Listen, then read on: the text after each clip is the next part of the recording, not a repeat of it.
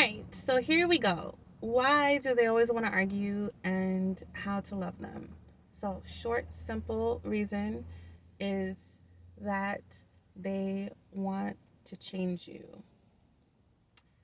Um, they don't, they're afraid something you've done or said has triggered them, it has reminded them of past relationships, and they are afraid that the same thing is going to happen to them that happened before. And so, to prevent that, they feel like they want to have a conversation or they want to correct like certain things that they think you've said that, might lead to whatever it is that they're trying to avoid. So, they think by nipping it in the bud, it's going to help the situation. But in reality, it doesn't. And the reason why it doesn't is because a very important step is being skipped, and that's the building of trust. So, you build trust by, here's a little tip. This is how we build trust. You build trust by focusing on the things that you like about a person and giving them compliments. So, in a relationship, that's going to look like, oh, your cologne smells really nice right now. Oh, you know, from the woman's perspective, because I don't know how. I mean, I can tell you how a man would do. I guess a man would do it the same kind of way, but just compliment her in other ways. Like, you have pretty eyes, you have a pretty smile. I like your toes. Whatever you like about her, and let it be genuine. Let it, because a lot of times people will use that as a way to manipulate and control, like compliment them about things that they really don't like, and it's like on for a devious reason. But be genuine in your compliments. um I genuinely like your smile. I genuinely think you smell good. You are really attractive to me. um and the things that are triggering you about that person, the things that you don't particularly like, just keep it to yourself. And the keeping it to yourself part, now it has multi layers as well, because you want to keep it to yourself with an understanding that there will be an opportunity later for you to address that, or there might not be.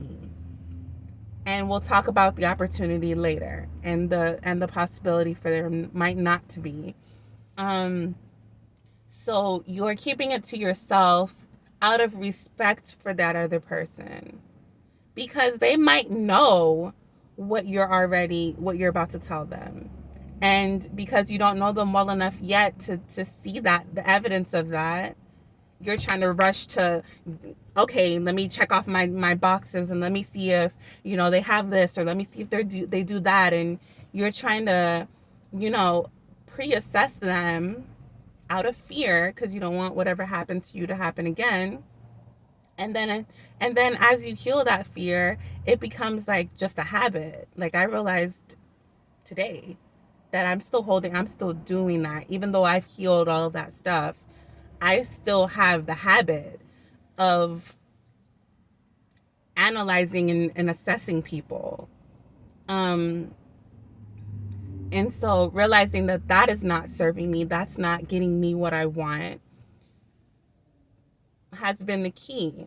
And I had to apologize to somebody this morning, because he was asking me, like, we've been inboxing back and forth, and he was asking me, why are you asking me all these questions? Like, why are you. And to me, it was like, you claim that you want to get to know me, so I'm going to ask you questions. And yeah, it was the questions I was asking was to prove my preconceived notion of him. And it's because I didn't like him.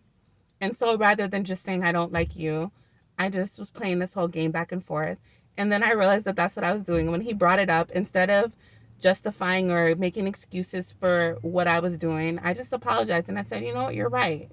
Because the more functional action, the action that I could have taken that would have projected love, projected the things that I say that I am about, would have been to just let the conversation flow, let things come out as they come out.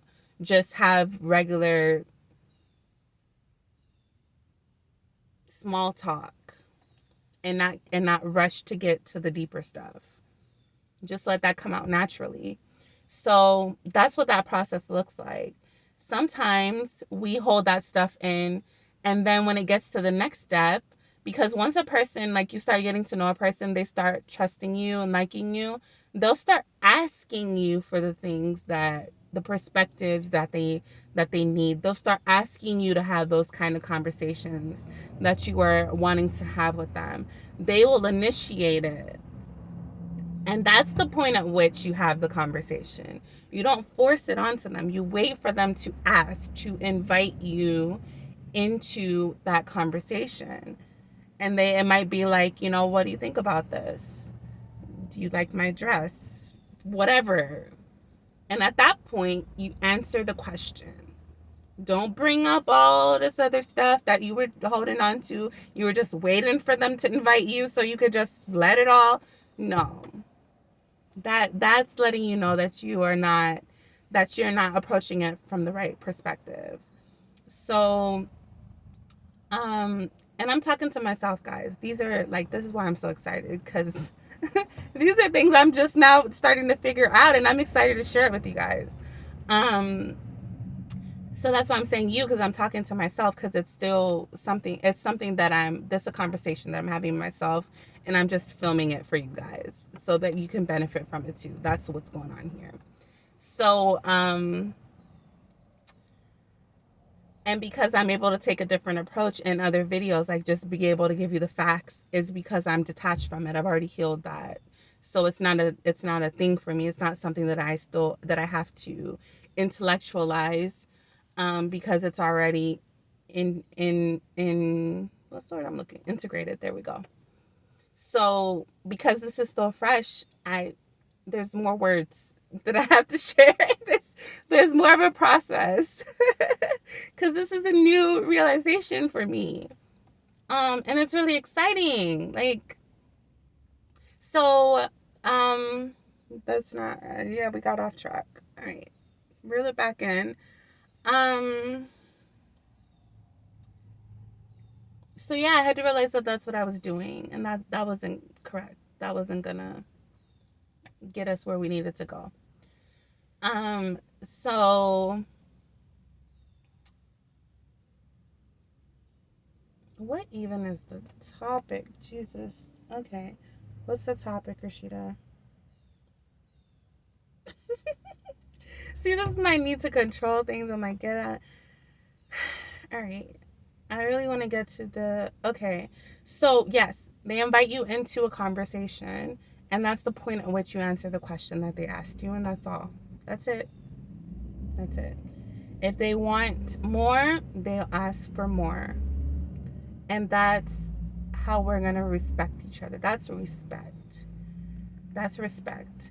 It's not like using it for other reasons. It's going to be the opposite of respect. It's going to be disrespect. It's going to be manipulation. Respect is just understanding that, respecting a person's process. People need certain things before they can open up and whatever, and trust you with certain things.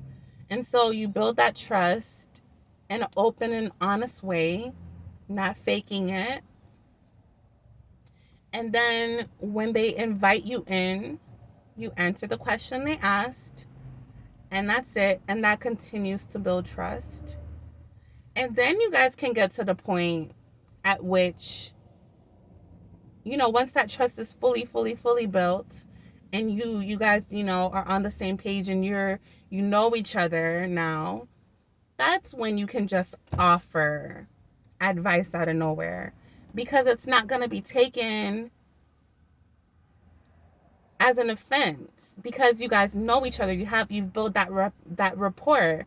You've built that relationship.